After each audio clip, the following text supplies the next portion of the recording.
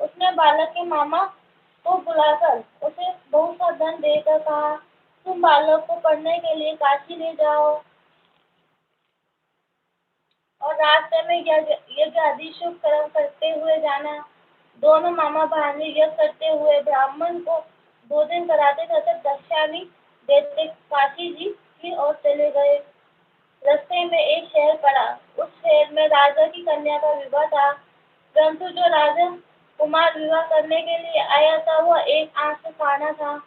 उसके पिता को इस बात की बड़ी चिंता थी कि कई राजकुमार को देखकर राजकुमारी तथा उसके माता पिता विवाह में किसी प्रकार की अड़चन पैदा ना कर दे।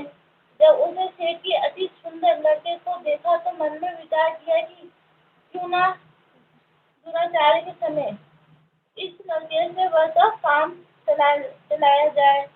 ऐसे मन में विचार कर राजकुमार के पिता ने उस लड़के और उसके मामा से बात की। वो राजी हो गए।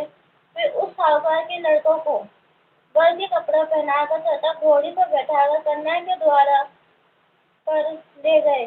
सभी कार्य बिना किसी विघ्न के पूर्ण हुए गए। राजकुमार के पिता ने सोचा कि यदि विवाह कार्य भी इसी लड़के से करा लिया जाए तो क्या बुराई है। ऐसा विचार का लड़का और उसके मामा से कहा, यदि आप फेरे और कन्यादान के काम भी कर दे तो मैं इसके बदले आपको बहुत सारा धन दूंगा। दोनों ने इस तरह स्वीकार कर लिया। विवाह कार्य अच्छी तरह से संपन्न हो गया। सेठ का पुत्र जिस समय जाने लगा तो उसने राजकुमारी की चूड़ियों के पल्ले पर लिख दिया, चुंदरी के पल्ले पर लिख दिया, तेरा विवाह मेरे साथ हुआ, परंतु जिस राजकुमार के साथ तुमको भेजे एक आंख से काना है। मैं काशी जी पढ़ने जा रहा हूँ। सेठ जी के लड़के के जाने के पश्चात राजकुमार ने जब अपनी चुंदरी पर राजकुमारी ने अपनी चुंदरी पर ऐसा लिखा हुआ पाया तो उसने अपने पिता को सारी बात बताने के बाद कानून में राजकुमारी के साथ जाने से मना कर दिया।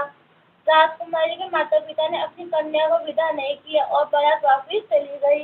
उधर सेठ का लड़का और उसका मामा काशी पहुंच गया। वहां जाकर उन्हें यज्ञ करना और लड़के ने पढ़ना शुरू कर दिया। जब लड़के की आयु 12 साल की हो गई तो उस दिन उनकी यज्ञ रखा था। लड़के की तबीयत खराब हुई, वह अंदर जाकर लेटा तो उसके प्राण निकल गए। जब उसके मामा को आकर देखा कि उसका भांजा तो मृत पड़ा है तो उसका बड़ा दुख हुआ। उसने सोचा कि अगर मैं अभी रोना पीटना मचा दूंगा तो यज्ञ का कार्य अधूरा रह जाएगा। अंत में उसने जल्दी से यज्ञ का कार्य समाप्त करवाकर ब्राह्मणों के जाने के बाद रोना पीटना शुरू कर दिया। कई वर्ष उस समय शिव पार्वती उधर से जा रहे थे। रोना और विलाप करने की आवाज सुनकर वहां पहुंचे। उन्होंने पाया कि वह एक लड़का मृत पड़ा था।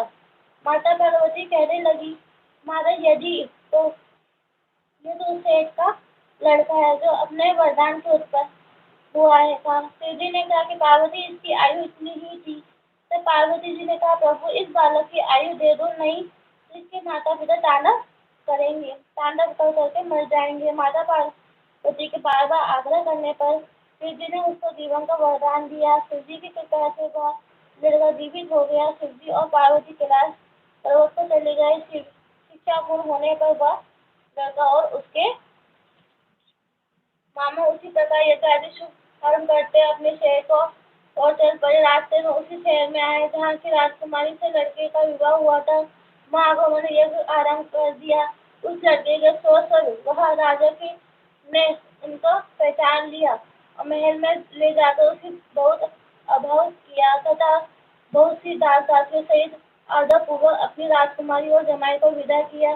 जब सारकों तथा उसकी पत्नी अपने पुत्र को सही सलामत लौटा आए देखकर बहुत खुश है। जो कोई सोमवार का व्रत का धारण करता है अर्थात इस कथा को पढ़ता है सुनता है उसकी समस्त मनोकामना पूर्ण होती तथा इस श्लोक में नाना प्रकार के सुख भोग कर अंत में शिव धाम को प्राप्त होता है।